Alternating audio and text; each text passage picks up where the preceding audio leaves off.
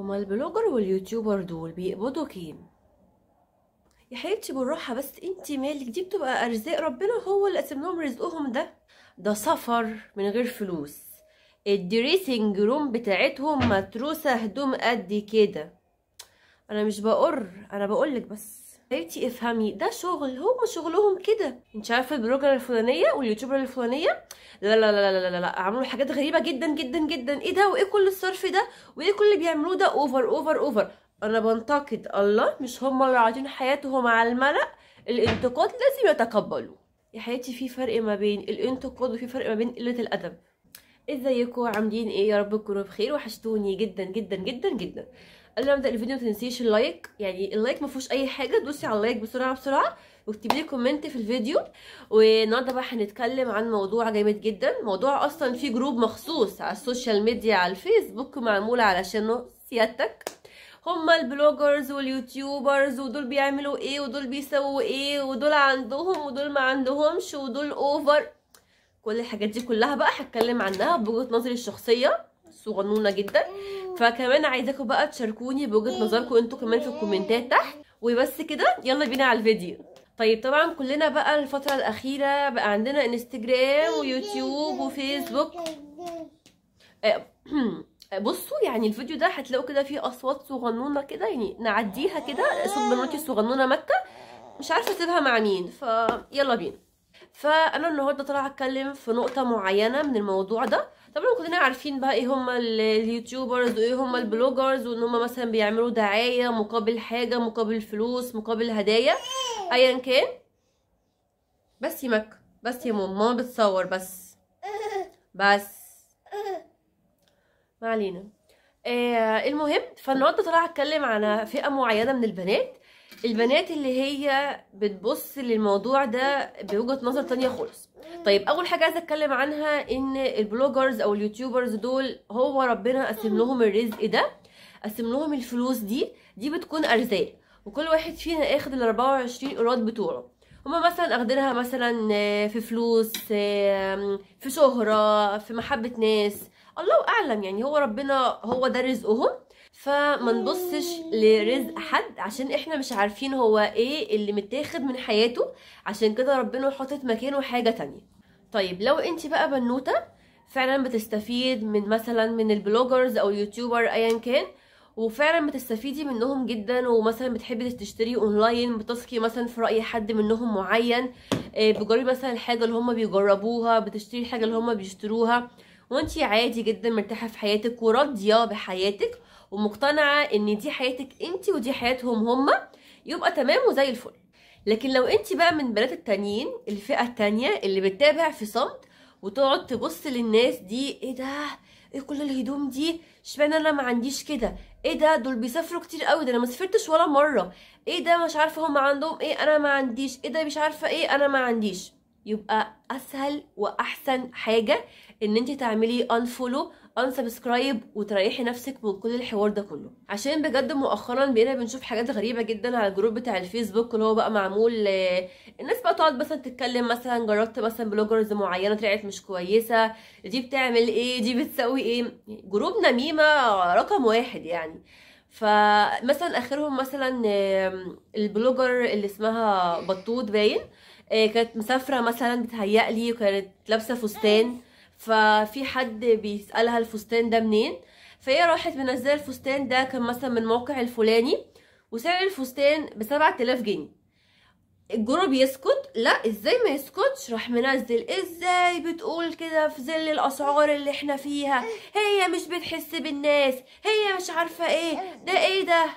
طب يا جماعه يعني هي حر، هي ربنا مثلا يعني موسع رزقها شويه او شويتين، اشترت مثلا الفستان الفلاني، فخلاص يعني ما ترضي بحياتك. يعني انت ليه يعني ليه باصه في حياه الناس قوي كده وحافظه ومتابعه الستوريز وعامله كل ده؟ طب طالما انت من الناس اللي هي مثلا بتشوف الحاجات دي بتتضايق، بتتابعيهم ليه؟ في حاجه اسمها يعني ما تتابعهمش، انفولو وخلاص، الموضوع انتهى على كده. كل واحد ادرى بنفسه.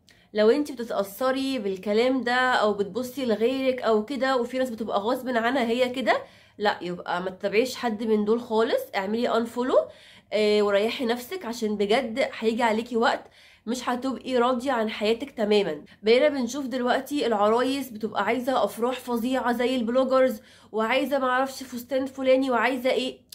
هما مش فاهمين ان ده هو شغلهم. يعني هما مثلا لما مثلا يعملوا مثلا فرح جامد، يلبسوا فستان جامد قوي قوي قوي، ما هو اللي عملها الفستان كده بيعمل دعاية لنفسه. مثلا المكان او القاعة عمل دعاية لنفسه، الاكل اللي في الفرح عمل دعاية لنفسه، الدي جي عمل دعاية لنفسه. فهو الموضوع ماشي كده. فلازم احنا نبقى فاهمين ان كل ده عبارة عن شغل، يعني كل ده عبارة عن بيزنس. فهو ده حياتهم. فمش ده الطبيعي خالص خالص خالص.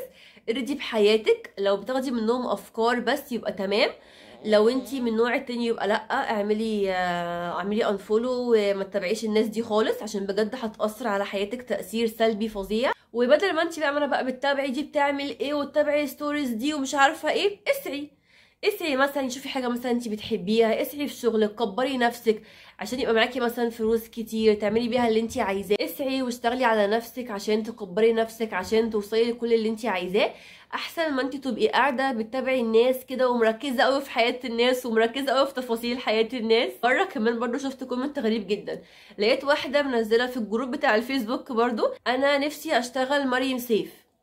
في شغله اسمها مريم سيف؟ ايه اللي انت بتقوليه ده؟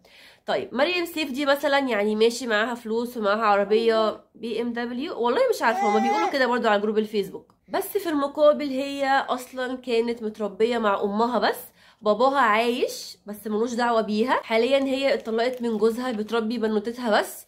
ففي برضو حياه برضو مستخبيه كده الى حد ما، محدش عارف عنها حاجه. فهي برضو اخده ال 24 قيراط اللي انتي اخداه، بس هي مثلا ممكن تكون مثلا راضيه بحياتها اكتر منك بكتير. فايه عايزه اشتغل مريم سيف دي؟ يعني مش ما فهمتهاش برضو. برضو لما نادية الخولي عملت فرحها، طبعا عملت فرح جامد طبعا، ولبست فستانين وجايبت مثلا حد يغني لها في الفرح، عملت كل اللي هي نفسها فيه. هي ربنا موسع رزقها هي وجوزها، وده يوم في العمر تعمل اللي هي عايزاه. فيعني تمام. واحنا كلنا طبعا فاهمين، المفروض اننا فاهمين ان طبعا كل ما يبقى الفرح جامد، كل ما يبقى الريتش عندها عالي، كل ما هيجي لها بعد كده شغل فهيجي لها فلوس. فهي بتبقى دايره فعلا مقفوله كده، كلها بتوصل لبعض. الناس بقى: ايه الفرح ده كله؟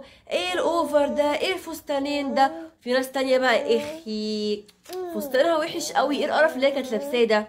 انتوا متخيلين ان تبقى عروسه يوم فرحها، اليوم اللي هي بتبقى مستنياه يعني في عمرها كله، تفتح مثلا الفيسبوك مثلا خامس يوم الفرح ولا تاني يوم الفرح، تلاقي كمية ناس بتشتم في فستانها وبتشتم في كل حاجة هي كانت عاملاها. ليه؟ يعني ليه؟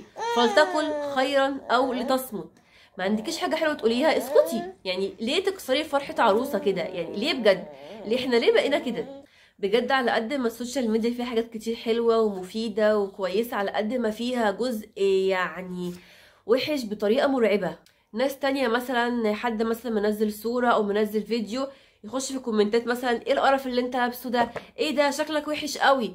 مثلا داري مراتك معرفش بص لابسه ايه. في حاجه اسمها خاص، يعني خش كلمهم على الخاص. عندك مثلا نصيحه، يعني انا مثلا ساعات مثلا يعني حصلت مره او مرتين، واحده مثلا فلانيه على الانستجرام بتعلن عن مكان بيعمل اللي هو الاكليريك بتاع الضوافر، والله مش فاكره اسمه ايه يعني. المهم يعني بتبقى ضوافر كده بتبقى لازقه لفتره طويله، طبعا دي طبعا بتمنع الصلاه والوضوء. ما كتبتش على العلن خالص ولا في الفيديو اللي هي منزلاه، دخلت لها على الخاص، طبعا ما شفتش الرساله، بس انا قلت اعمل اللي عليا. قلت كل اللي قلته لها يعني دي حريه شخصيه وربنا يا رب يهديكي، وكلنا عارفين الصح من الغلط كويس جدا. قلت لها بس ممكن حد مثلا يعني سنه مثلا في مثلا 18 20، سنه مثلا ما يبقاش لسه عاقل زياده، يلاقي مثلا شكله كويس، فانت تبقي السبب ان انت تبقي اخده ذنب حد هيعمل اللي انت هتعمليه. فطبعا ما شفتش الرساله، بس انا لما حبيت ان انا مثلا ادي نصيحه لحد قلتها باسلوب كويس وقلتها على الخاص، مش على علن طبعا بقى وشتيمه واللي احنا بنشوفه ده كله. فالخلاصه البلوجرز واليوتيوبر بجد يعني ساعات بيبقوا بيدونا حاجات مثلا مفيده، بيدونا مثلا يعني مثلا تخفيضات مثلا على حاجات معينه على اماكن معينه. فخدي الجانب الكويس بتاعهم، ما تاخديش حياتهم كلها. ولو انت من الناس اللي انت مش عارفه غير ان انت تشوفي الجانب ده ان هو لا ازاي انا مش حياتي كده، ازاي ما عنديش كميه اللبس الفلانيه، ازاي مش بسافر شبههم، يبقى يطلعي خلاص من الانستجرام او من اليوتيوب، اعملي انفولو ليهم كلهم، وارضي بحياتك واسعي واشتغلي لحد ما تبقي احسن منهم كلهم. عشان بجد يعني قلة الرضا باللي ربنا قسمهولك في حياتك دي حاجة صعبة جدا جدا، ولو هتستمري في الموضوع ده يعني علاقتك بربنا هتبقى بجد وحشة جدا. وكلمتين صغننين بس كده للبلوجرز او لليوتيوبرز، طبعا ما حدش يشوف الفيديو طبعا منهم اكيد انا عارفة، بس يعني اذا حد شافه، مش لازم كل حاجة تعرضها على السوشيال ميديا. يعني كان في مثلا حد معين على الانستجرام، كان ولد كان جايب لمراته شوكولاتات ب63,000 جنيه. طب يعني احنا استفدنا ايه لما انت مثلا نزلت مثلا الستوري دي عندك؟ يعني انت مثلا متابعك مثلا 2 مليون متابع، نزلت الستوري دي، انت ولا عامل خصم على حاجة، ولا مثلا مورينا مثلا حاجة مثلا حلوة ممكن نشتريها، ولا عامل اي حاجة. انت مورينا ان انت جايب لمراتك شوكولاتات ب63,000 جنيه. ففي ظل ببص كاش خاطر بنتي ها ففي ظل طبعا الشهور اللي احنا فيها، مش هقول ايام، لا فعلا شهور صعبة جدا جدا جدا على الناس كلها، فبرضو البلوجرز واليوتيوبر يعني يراعوا شوية برضو الناس، مش كل حاجة ممكن برضو يعني تنزلوها كده مثلا على العلن، يعني خليها تبقى نسبة وتناسب، مش كل حاجة برضو، عشان برضو نبقى يعني ايه بنحس بالناس شوية. وبس كده، ده كان الفيديو. حبيت ان انا اوصل مثلا رسالة للبنات اللي مش عاجبها حالها وبتبص للموضوع ده بشكل مخيف بجد. وهستنى اشوف كل كومنتاتكم تحت الفيديو. ما تنسوش اللايك، ونشارك بقى بعضنا بقى كده تحت في الكومنتات بقى اراء بعض بقى وكده. وبس كده، تنسوش بقى اللايك والشير والسبسكرايب. باي باي.